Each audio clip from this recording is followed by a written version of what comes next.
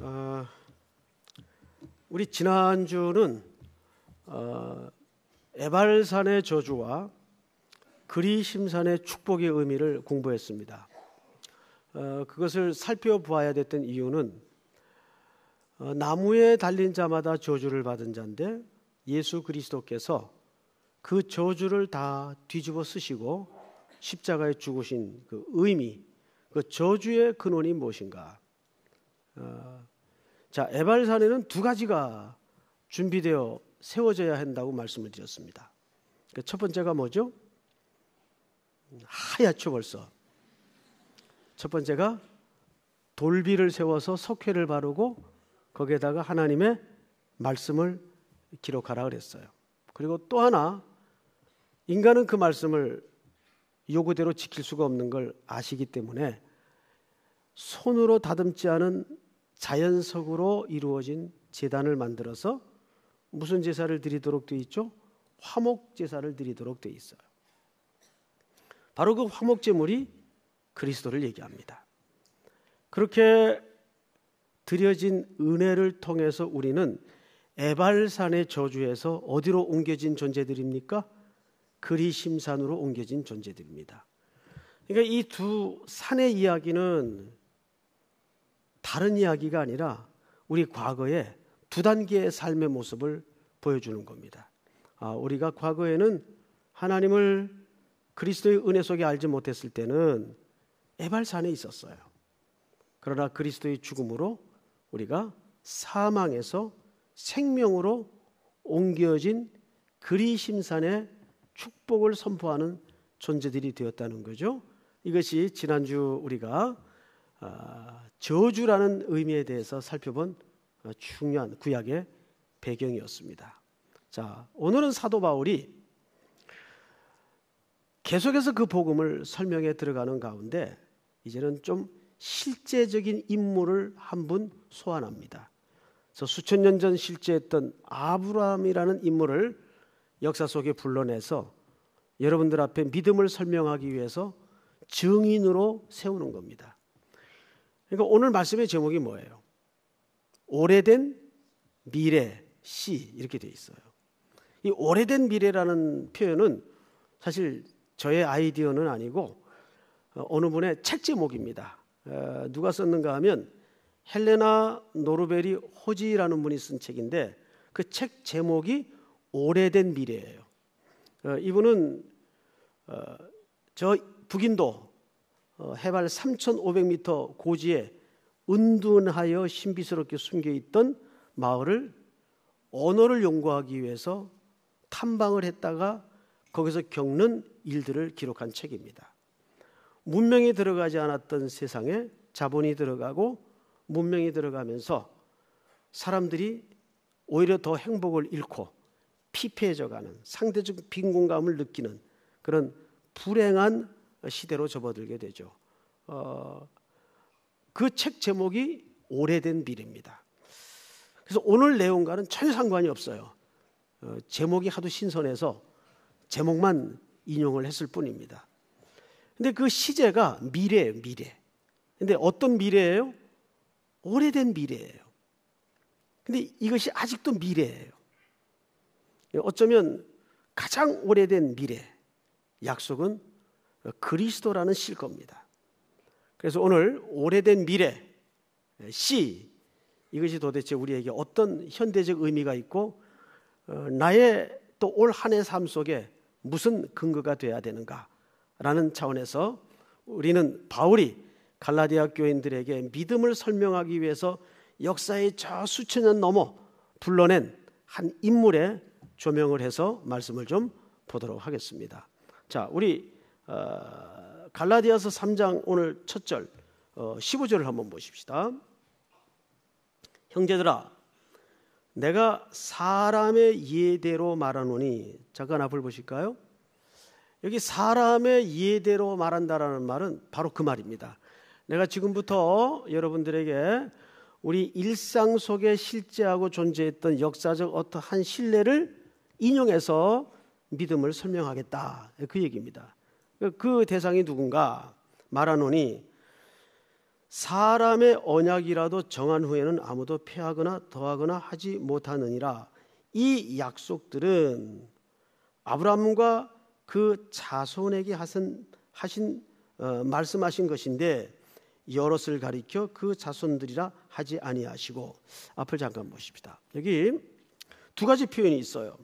첫째는 언약이라는 표현이 등장을 해요. 언약. 그리고 또 하나는 자손이라는 표현이 등장을 합니다. 자, 이것은 지금부터 우리가 성경을 읽거나 신앙을 이해하는데 매우 중요한 신앙의 기초 개념으로 들어와야 돼요. 이 용어 자체가 현대인들에게는 굉장히 좀 익숙치 않은 표현들입니다. 자, 그러면 여기서 말하는 언약은 무슨 의미냐? 이 단어를 찾아보니까 이렇게 썼어요. 디아데케라는 단어를 썼어요. 이 디아데케. 근데 이 디아데케라는 말은 사실 두 가지 의미를 담고 있습니다. 첫째는 약속이에요. 또 하나는 유언이라는 의미가 있어요. 약속과 유언이에요. 자, 그러면 하나님께서 어떤 사람에게 약속을 했는데 그 약속을 유언적 성격을 담아서 했다고요. 누구에게 그 약속을 했는가? 우리 자막을 통해서 한번 보십시다. 창세기 15장을 한번 띄워주세요. 5절을 제가 먼저 읽겠습니다. 6절은 여러분들이 힘있게 한번 읽어주시기 바랍니다. 그를 이끌고 밖으로 나가 이르시되 하늘을 우러러 무뼈를 셀 수 있나 보라. 또 그에게 이르시되 네 무슨 단어가 등장을 하죠? 자손이 이와 같으리라. 자, 6절은 다 같이 시작. 아브라함이 여호와를 믿으니 여호와께서 이를 그의 의로 여기시고. 자, 이 본문은 하나님의 구원과 우리가 생각하는 믿음의 정의를 새롭게 하는 굉장히 중요한 신뢰입니다. 자, 우선 이 본문에 대해서 좀 설명을 드릴게요. 이게 창세기 15장에 나오는 이야기인데 이제 막 아브라함은 어떤 두려움에 붙들려 있었어요. 근데 그 두려움은 사실상 전쟁을 치르고 난 이후에 보복에 대한 두려움이었어요. 그 당시는 능력이나 재산이 자손이 많은 겁니다. 사람 수가 많아야 돼요. 그래서 타산의 신이 굉장히 많았어요. 우상들 가운데. 근데 정작 하나님의 은혜로 승리를 안고 조카들을 구해서 돌아왔지만 아브라함의 입장에선 당연히 보복에 대한 두려움이 있었을 겁니다. 저들이 다시 이 소수의 무리인 우리를 되돌려 공격해 복수를 해 들어오면 우리는 꼼짝없이 당할 텐데 하는 걱정과 보복에 대한 염려가 마음을 가득 메우고 있었습니다. 그때 하나님께서 이상 중에 나타나셔서 아브라함아 두려워하지 마라. 나는 너의 지극히 큰 상급이요 네 방패니라. 방패라는 말은 전쟁 용어죠. 그 표현으로 봐서 아브라함의 두려움의 정체가 드러납니다. 그러자 아브라함이 바로 속내를 드러내죠. 하나님, 저한테는 자식이 없잖아요. 그래서 제 집에 길리운 종이 하나 있는데 그 종을 제 상속자로 삼으렵니다. 그래서 하나님께서 가로막고 섭니다. 아니다. 그 종은 내 상속자가 될 수가 없다. 네 몸에서 날 자라야 네 상속자가 되리라. 그러면서 아브라함을 밖으로 데려나가세요. 그리고 까만 그 태고적 하늘에 펼쳐진 셀 수 없는 별을 보여주시면서 너 저 별 셀 수 있니? 아유, 저걸 어떻게 세요? 그렇지. 네 자손이 그와 같을 것이다. 자, 아까 그 자막을 다시 한번 띄워주실까요? 또 그에게 이르시되 네 자손이 이와 같으리라. 근데 여기에서 원래 문법적으로 자손이라고 말할 때는 복수를 쓰게 되어 있습니다. 그 자손은 복수가 맞아요. 그런데 여기에 사용된 자손이라는 단어는 특이하게 단수로 쓰여집니다. 그것은 한 사람을 가르쳐야 하기 때문입니다. 한 사람. 이 자손이 누굴 가리키는 걸까? 우리는 이따가 갈라디아서 현장을 통해서 확인하게 될 겁니다. 어쨌든 자손을 약속하세요. 그리고 그 약속을 듣고 아브라함이 6절에 이렇게 소개합니다. 자, 6절 띄워주세요. 아브라함이 여호와를 어떻게 했다고 되어 있어요? 믿으니. 자, 여기서 우리가 멈추어 서서 여기 아브라함이 하나님을 믿었다라는 말이 성경에서 처음 등장합니다.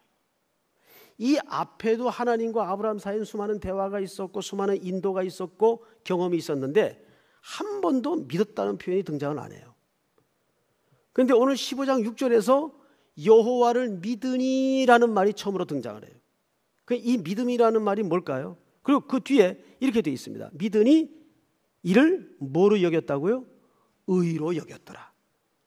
그 의로 여겼다라는 말은 법적 용어입니다. 법적으로 선언이 된 거예요. 이 믿음은 아브라함이 믿었다는 믿음이 아니에요. 하나님이 끊임없이 아브라함의 인생에 개입하셔서 아브라함을 설득해 오신 그 하나님의 설득과 고집과 열심을 아브라함이 받아들였다, 그 뜻이에요. 우리가 생각하는 내가 믿습니다, 자기 결단, 자기 확신, 이 얘기가 아니에요.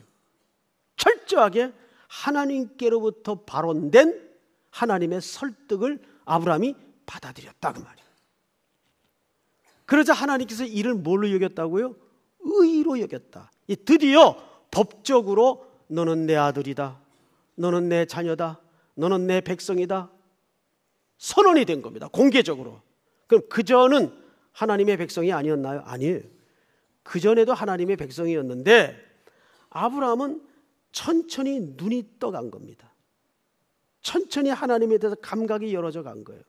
우리가 예수를 믿는 과정을 가만히 이렇게 반추를 해보면, 되돌아보면 내가 어느 날 갑자기 예수를 믿게 되었던 게 아니에요. 하나님은 이미 그 전에 우리를 설득하기 위해서 여러 가지 사인으로, 인생의 고비로, 인생의 험한 길을 통해서 썸 타는 분들의 표현으로 작업을 다 해놓으셨어요. 그러니까 하나님은 사실상 작업의 귀재이세요. 우리가 고백하지 않으면 안 되도록 우리를 강제로 밀어넣는 것이 아니라 우리를 끊임없이 참고 기다리시고 인내하셔서 설득을 해가세요. 이걸 우리는 거룩한 작업이라고 얘기를 합니다. 이 길로 가게 만들고 저기 가서 깜짝 놀라게 만들고 이쪽쯤 와서는 하나님을 찾게 만들고, 이 작업을 다 해놓으세요. 그리고 나서 어느 날 우리는 우리 입술을 통해서 뭐라고 고백을 하게 되죠?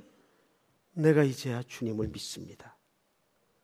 근데 사실은 이미 앞에서 하나님이 갈대아 우르에서부터 영광의 하나님이 아브라함의 인생 속에 일방적으로 개입하여 들어가셔서 그를 이끌어내시고 하란에 멈칫거리게 하시다가 설득하셔 강을 건너게 하시고 천신만국 끝에 가나안 땅에 집어넣었는데 가뭄 드니까 또 고민 없이 애굽으로 내려가는데, 내려가는 과정 속에서도 자기 와이프를 누이 동생이라고 해가지고 사지로 몰아놓고 아주 그 남자로서는 하지 못할 그런 쪼다 같은 행동을 우리가 잘 알고 있지 않습니까? 그런 아브라함이에요. 어디가 믿음의 조상 나와 보입니까? 그런데 아브라함을 우리가 믿음의 조상이라 그래요. 그 정의는 뭐죠? 그것은 믿음이 좋아서 믿음의 조상이 아니라 믿음이 얼마나 하나님의 은혜인가를 아브라함만큼 설명할 수 없기 때문입니다. 그래서 믿음이라는 건 뭐예요? 하나님의 열심과 하나님의 끊임없는 작업이에요. 드디어 아브라함의 입에서 제가 하나님의 은혜를 받아들이겠습니다. 그러자 하나님께서 드디어 공개적으로 의로 여겼다, 법적인 선언을 한 거예요. 자, 그런데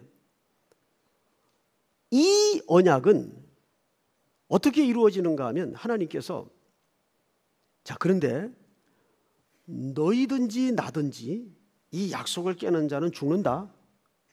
그 사인했어요. 쪼갠 고기 사이로 횃불이 지나가도록 했습니다. 그 말은 죽음을 건 언약이었어요. 그런데 앞불사 10년이 지나도 하나님의 언약은 깜깜하고 불확실하고 기다려도 답이 없어요. 어쩌면 우리 신앙생활하고 똑같아요.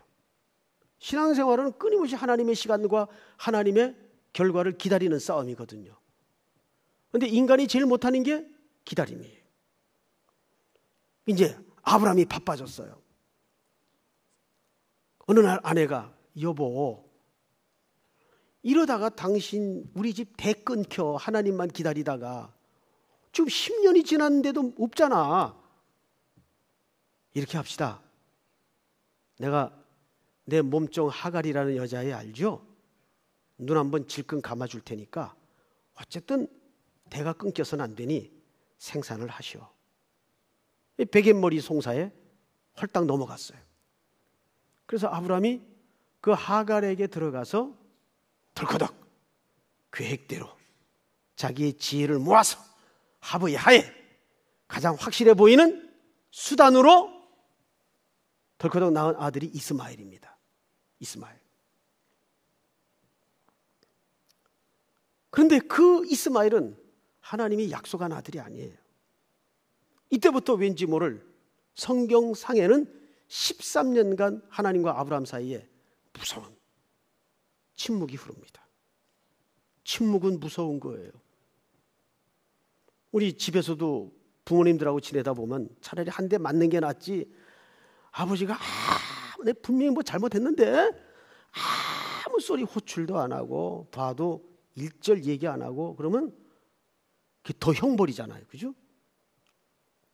13년간을 하나님이 딱 교제를 끊어버려요. 사실은 형벌이죠. 그리고 13년 만에 하나님이 어느 날 아브라함에게 나타나셔 첫 마디가 뭐예요? 나는 전능한 자라. 너는 내 앞에 행하여 완전하라. 하나님이 13년 만에 자기 제일 나고 난 누군지 아냐? 난 전능한 하나님이야. 자기 소개하려고 그런 걸까요? 그 얘기 아니거든요. 그거는 무서운 질책입니다. 나는 전능한 하나님이다. 너는 왜 내 약속과 내 시간과 내 수단을, 내 방법을 기다리지 않았느냐? 그리고 아브라함에게 대가를 지불해야 되겠죠. 원래 이 약속은 어떤 약속이었죠? 깨는 자는 죽는다 그랬어요. 그럼 누가 죽어야 돼요? 하나님이 깬 건 아니니까 이제 아브라함이 죽어야 돼요. 그래서 아브라함을 죽입니다. 어떻게? 할례를 명합니다. 너와 내 집에 유하는 객이라 할지라도 모든 남자는 할례를 받으라. 그래서 할례를 받아요. 할례라는 말은 육체적으로 남성들에게는 넌 죽었다 그 뜻이에요. 그래서 할례를 받음으로써 아브라함은 죽습니다. 그래서 그 1년 후에 아브라함은 이삭을 낳죠. 이삭은 죽은 몸 같은 이후에 난 아들이 이삭이에요. 그러니까 이삭은 아브라함의 자손이 아니에요. 하나님의 약속의 자손이에요. 그리고 그 이삭을 통해서 누가 오시도록 선지자들은 증거했습니까? 메시아. 그래서 단수로 얘기하는 겁니다. 자, 히브리 기자는 이 이야기를 이렇게 설득력 있게 소개합니다. 히브리서 9장을 띄워주세요. 같이 한번 읽어볼까요? 2절을 시작. 유언은 유언한 자가 죽어야 되나니 유언은 그 사람이 죽은 후에야 유효한즉 유언한 자가 살아있는 동안에는 효력이 없느니라. 자, 보세요. 아까 그 언약은 두 가지 개념이 담아져 있다고 그랬어요. 하나는 약속과 또 하나는 유언이라고 그랬어요. 그런데 오늘 히브리 기자를 보니까 유언은 유언한 자가 죽어야 되나니 유언은 그 사람이 죽은 후에야 유효한즉 유언한 자가 살아있는 동안에는 효력이 없느니라. 당연하죠. 유언은 유언한 자가 죽어야 돼요. 그래서 예수 그리스도가 죽으시는 겁니다. 왜? 그 유언을 완성하기 위해서. 그분이 십자가에 대속의 제물로 저주를 뒤집어 쓰시고 죽으시는 거예요. 그러니까 이 십자가의 사건은 2000년 전 박제된 사건이 아니에요. 2000년 전 갈보리 언덕에 일어났던 십자가의 죽음은 왜 거기서 예수님이 다 지불했다, 다 이루어졌다라는 표현을 했을까요? 그것은 우리의 거룩한 의의 자리까지를 내포한 지불이었기 때문입니다. 완불한 거예요. 그리고 그 완불된 내용은 지금 시간이라는 시간표 속에 천천히 만들어지고 풀어져 가고 있는 거죠. 이것을 에베소서 2장 22절에서 에베소 기자가 이렇게 얘기합니다. 그리스도 안에서 함께 지어져 가느니라. 저와 여러분들은 법적으로 이미 의인이 되었어요. 그런데 하는 행동은 우리 내면의 세계는 의인답지 않아요. 그런데 의인답지 않은 거지 의인이 아닌 건 아니에요. 그 언어의 차이를 미세 하나마 구분해야 됩니다. 자, 어떤 자매가 있어요. 예를 드는 거, 예예요, 예 또. 근데 이 자매가 아주 선모스마 같아. 털털하고 남자 같아. 맨날 하는 행동도 그렇고. 그러면 이제 흔히 하는 얘기, 야, 너 좀 남자답게, 남자답게 하네. 거꾸로 얘기를 했네. 너 좀 여자답게 굴어라. 그러면 그 자매가 여자가 아니래서 여자답게 굴라는 말이 아니죠. 여잔데 여자다워져라 그 말 아니에요. 그렇죠? 네. 똑같은 이치. 우리가 의인이에요. 저는 이 사실에 대해서는 조금도 물러서거나 양보할 마음이 없어요. 저는 의인이에요. 누구의 공로 때문에? 그리스도의 공로 때문에. 여러분 그 확신이 있습니까? 그 담대한 믿음이 있습니까? 그건 내게로부터 만들어지는 게 아니잖아요. 누구로부터 오는 거예요? 그리스도의 죽음으로부터 오는 거예요. 이미 우리는 십자가에서 법적으로 선언이 이루어졌어요. 의인이다. 근데 의인다워지는 건 지금 과정 속에 있단 말이에요. 근데 이 과정은 어떤 과정인가 하면 확실한 담보가 이루어진 과정이에요. 다시 말해서 나의 여부에 따라서 될 수도 있고 안 될 수도 있는 공사 과정이 아니에요. 이것은 그리스도의 의이기 때문에 그 안에 우리가 묶인 것이기 때문에 그분과 함께 반드시 되고야 말 완성의 그림입니다. 우리가 그 안에 붙들려 있는 겁니다. 그러니까 십자가는 언제나 현재예요. 언제나 오늘의 저와 여러분들의 능력이 돼야 돼요. 믿습니까? 정말 이 십자가의 사건이 오늘 일하는 현실과 삶의 현장에 정말 능력이 되어 있습니까? 이것이 오늘 우리 성도들의 실질적인 문제고 한국교회의 현실입니다.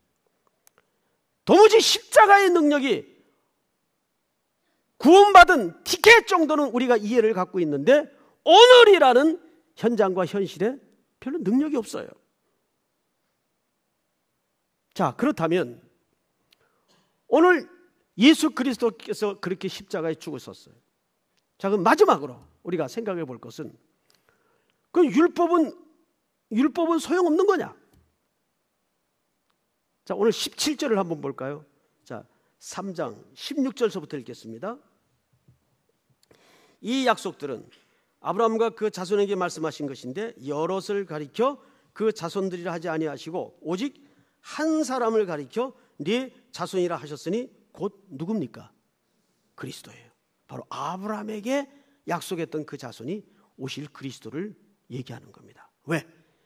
그분이 오셔야 했기 때문에, 그분이 오셔야 인류의 소망이 있기 때문에. 그래서 성경은 전체적으로 율법에 대해서 세 가지를 설명해요.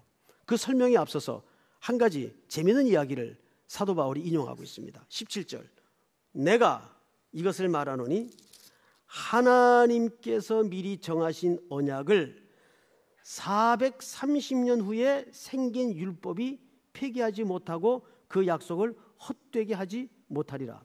자, 여러분, 하나님께서 미리 정하신 언약은 무슨 언약이죠? 예수 그리스도가 와야 그분으로 말미암아 인류는 소망이 있고 구원이 있다라는 언약입니다. 자, 그런데 430년 후에 생긴 율법이 그 언약을 폐기하지 못해요. 자, 한번 질문을 드립니다. 이게 무슨 얘기를 하고 싶은 건가 조금 난해할 겁니다. 질문은 이거예요. 잘 들어보세요. 그리고 대답을 명쾌하게 해주시기 바랍니다. 이스라엘 백성들이 홍해를 먼저 건넜습니까? 율법을 먼저 받았습니까? 잘 생각하세요. 예? 다시 그거 봐요. 제가 이게 알고 있던 것도 물으면 또 헷갈려요. 홍해를 먼저 건넜습니까? 역사의 시간 순서상 율법을 먼저 받았습니까? 그렇죠. 홍해를 먼저 건넜어요. 정확히 말씀하셨습니다. 그럼 홍해를 건넜다는 건 영적으로 무슨 사건입니까? 그건 바울의 고린도전서 해석처럼 세례를 받은 거예요. 세례는 누가 받죠? 예수 그리스도를 구주로 고백하여 구원받은 자가 세례를 받습니다. 맞죠? 세례는 구원의 조건은 아니에요. 그러나 구원받은 표로서 세례를 받아요. 저와 여러분들은 다 이미 홍해를 건넜어요. 그리고 나서 광야에서 시내산에서 모세에게 하나님이 뭘 주셨죠? 율법을 주셨습니다. 자, 그러면 이 율법이 홍해를 건너는 조건입니까? 홍해를 건넌 자에게 준 겁니까? 예, 홍해를 건넌 자에게 준 겁니다. 그러니까 율법은 구원을 얻느냐 안 얻느냐의 조건으로 준 게 아니에요. 이걸 명확히 해야 됩니다. 그리고 그리스도를 이 땅에 소망으로 보내시겠다는 언약도 홍해 건너기 전에 이미 아브라함에게 하신 약속이에요. 시간의 순서가. 자, 그렇다면 이제 우리는 조금 더 접근을 해서 율법의 세 가지 기능을 설명을 들음으로써 오늘 말씀을 좀 마치려고 합니다. 로마서 7장 7절을 띄워주세요. 다 같이 읽겠습니다. 시작. 그런즉 우리가 무슨 말을 하리요? 율법이 죄냐? 그럴 수 없느니라. 율법으로 말미암지 않고는 내가 죄를 알지 못하였으니 곧 율법이 탐내지 말라 하지 아니하였더라면 내가 탐심을 알지 못하였으리라. 자, 본문을 그대로 좀 두십시오. 율법의 첫 번째 기능은 지키십시오라는 차원에 준 게 아니에요. 율법을 주신 첫 번째 기능은 로마서 7장 7절의 말씀처럼 이 율법이 우리에게 들이대어지지 않았더라면 우리는 몇 점짜리 죄인인지도 모를 뻔했다 그 말이에요. 율법이 없을 때는 죄인이 아니었다는 얘기가 아니라 죄인인지도 모르고 살다가 율법이라는 잣대가 들이대어지자 우리는 들통이 나고 폭로가 되었어요. 빵점짜리라는 죄덩어리라는 게 드러났어요. 그래서 우리 안에는 선한 것이 없다는 게 들통이 났습니다. 그럼 어떻게 하면 좋아요? 우리 안에 선한 게 없어요. 파산된 존재예요. 희망이 없어요. 정확히 맞아요. 근데 이 율법이 두 번째 기능이 뭐냐 하면 우리 오늘 본문 3장 24절을 한번 볼까요? 24절 다 같이 읽겠습니다. 시작. 이같이 율법이 우리를 그리스도께로 인도하는 초등교사가 되어 우리로 하여금 믿음으로 말미암아 의롭다함을 얻게 하려 함이라. 놀랍게도 율법이 우리를 누구에게로 인도한답니까? 그리스도에게로 인도한답니다. 이게 무슨 얘기예요? 그래서 우리에게는 누가 필요하구나.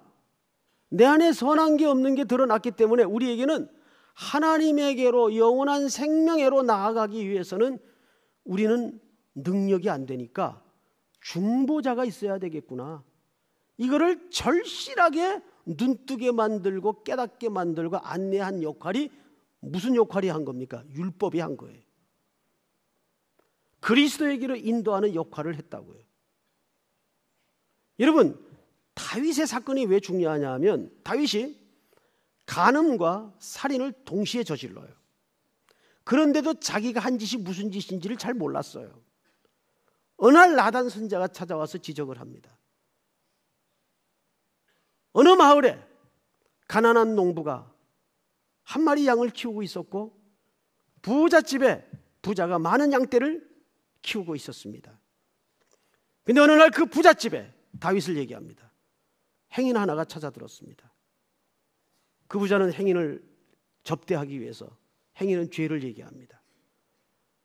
자기 집에 많은 양떼 중에 한 마리를 잡아다가 접대를 한 것이 아니라 그 옆에 한 마리 양, 딸처럼 애지중지 키우던 그 양을 빼앗아다가 우리아의 장군을 얘기합니다. 그리고 이 한 마리 양은 우리아의 아내죠. 바세바입니다. 빼앗아다가 자기 집에 찾아온 행인을 정욕이라는 죄를 대접했다면 임금은 이 일을 어찌 생각하시오?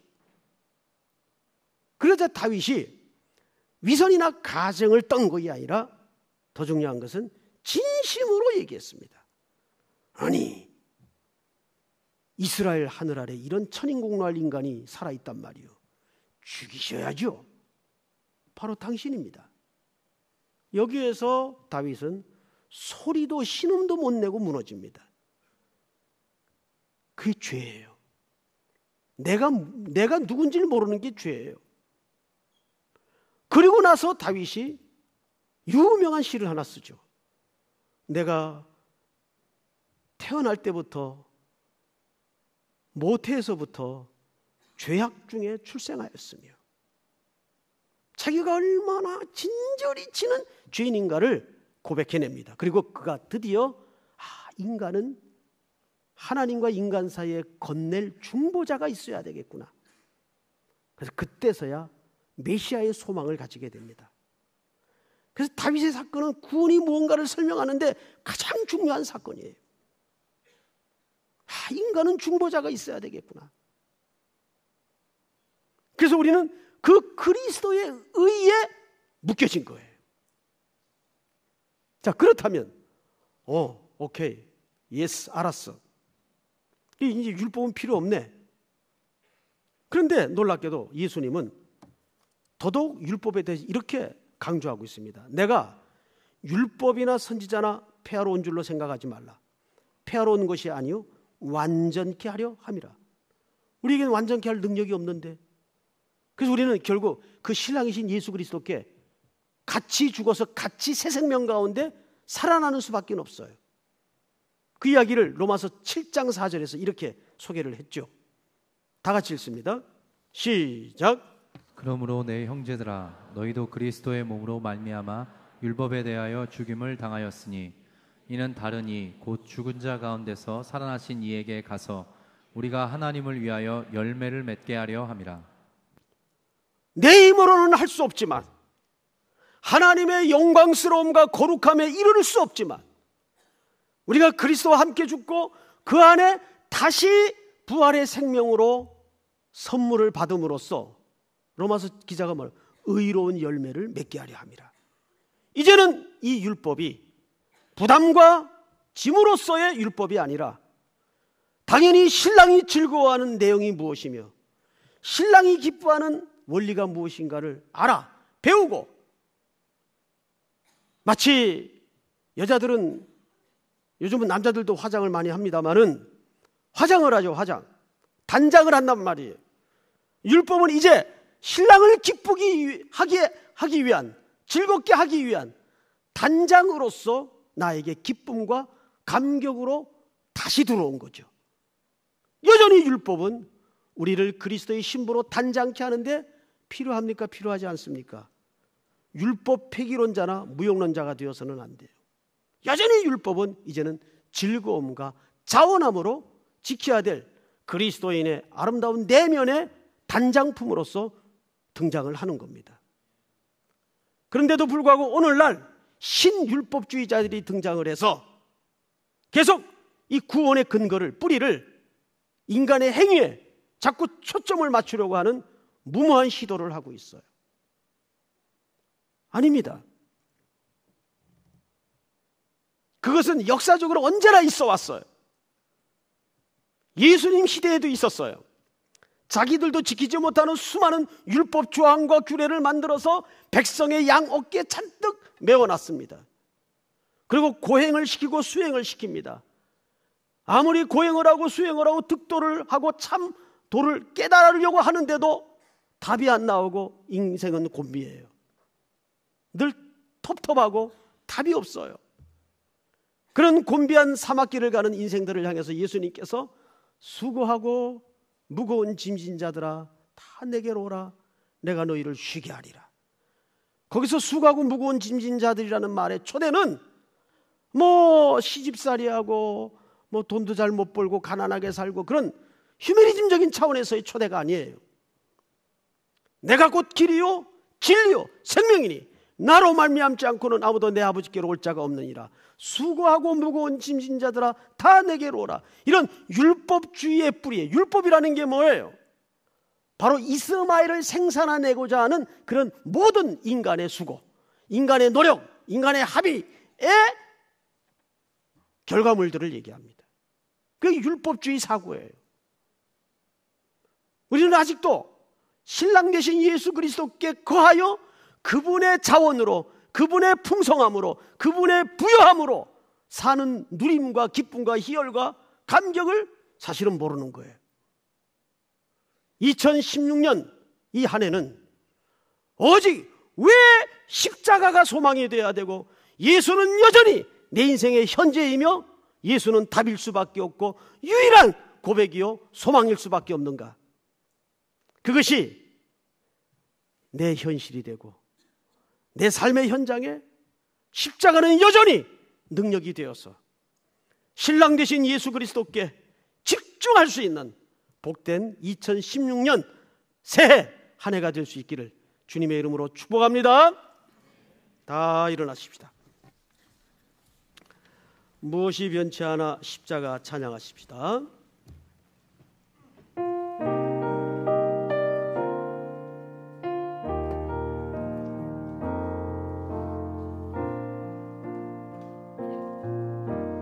무엇이 변치 않아 내 소망이 되며 무엇이 한결같아 내 삶을 품으니 그는 나를 만족